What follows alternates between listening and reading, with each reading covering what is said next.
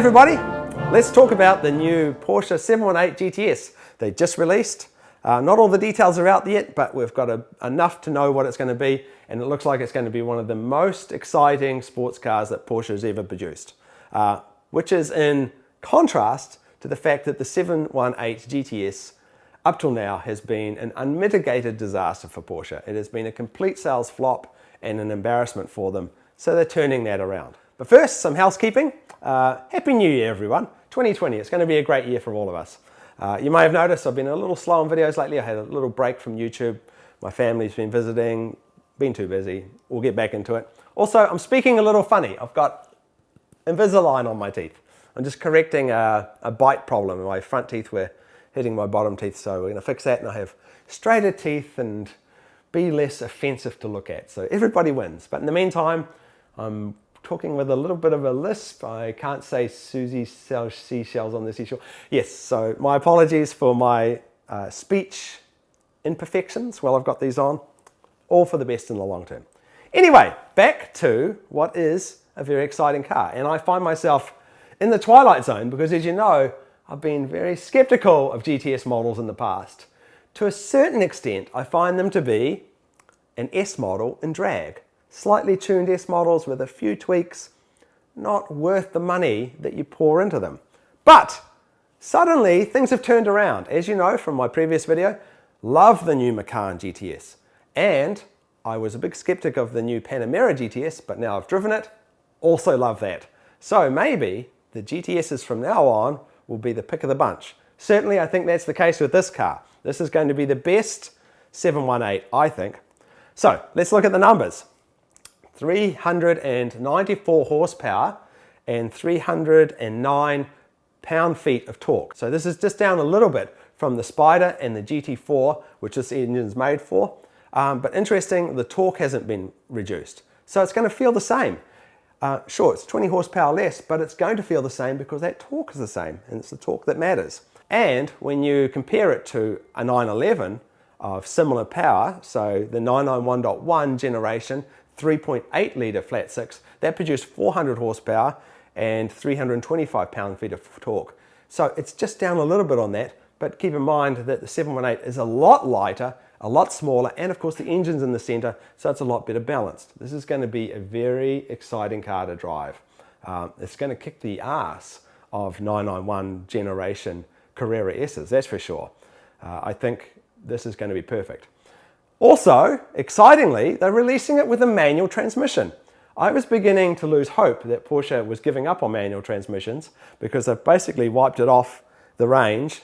Even the 911 base models and the 4 models are not getting the manual transmission anymore. So they're really reducing the number of manual transmissions they're selling. But the release car is going to have a manual transmission, and they're going to bring the PDK in a few weeks later. Fantastic, supporting the manual transmissions, and it's going to be a 6-speed, perfect. Very excited for this car.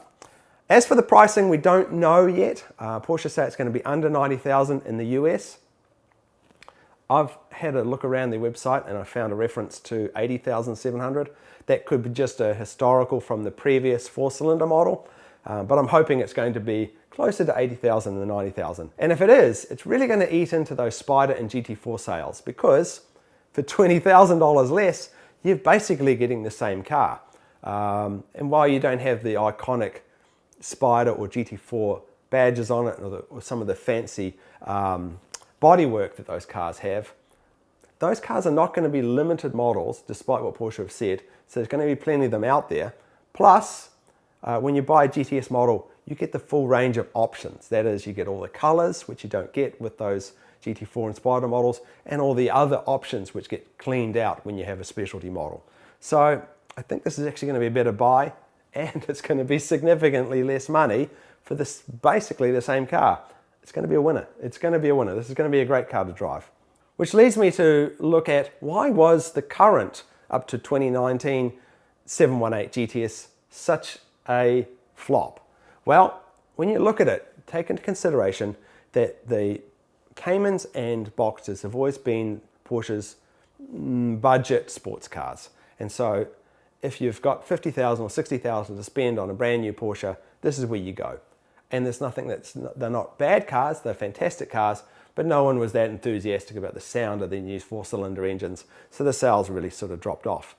But they really dropped off as you went up the price range. Sure, you could probably forgive a Boxster or Cayman in the $50,000 to $60,000 range having a 4-cylinder engine, but in the $80,000 to $95,000 range, suddenly you're thinking, what am I getting here? Particularly when you consider the GTS in the 718 really didn't perform any better than the S. It really didn't.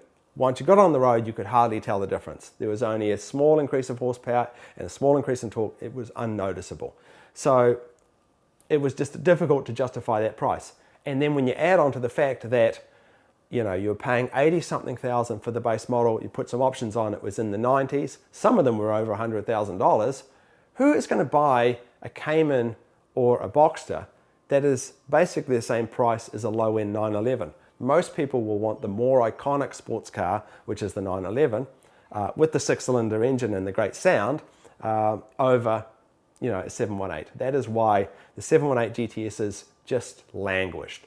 They get sent to the dealerships and they just sat on those dealerships for months at a time, and they just could not be sold. They discounted them and discounted them, discounted them until they got rid of them. Some people getting massive discounts, 20 to 30% discounts just to get rid of those cars. And even with those discounts, those cars then devalued off the edge of a cliff. The depreciation was enormous on them. Nobody ever loved the 4-cylinder GTS. But I think everybody's going to absolutely adore the 6-cylinder GTS. What a difference 2 cylinders makes. Yes, it's going to be, I think it's going to be a great car. I think it's going to be one of Porsche's classic cars.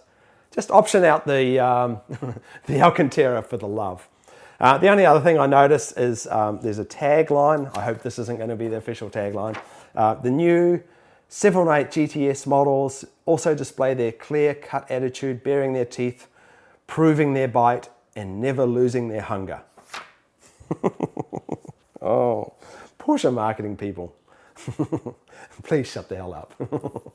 But yes, aside from that ridiculous tagline, this is going to be a winner. This car is going to be great, and it gives me hope. It gives me hope that the new 911 GTS model, which will be out in a couple of years' time, will be great as well, not just a warmed over S model, because they're really kicking it out of the park with these GTSs lately.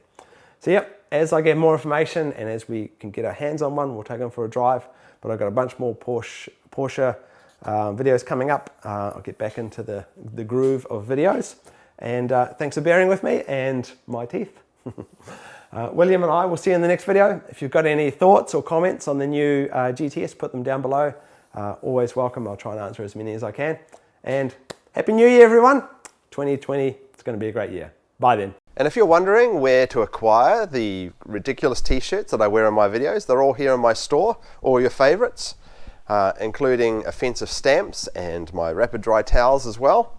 Yes, Nick Murray t-shirts, being a little inappropriate since 2016.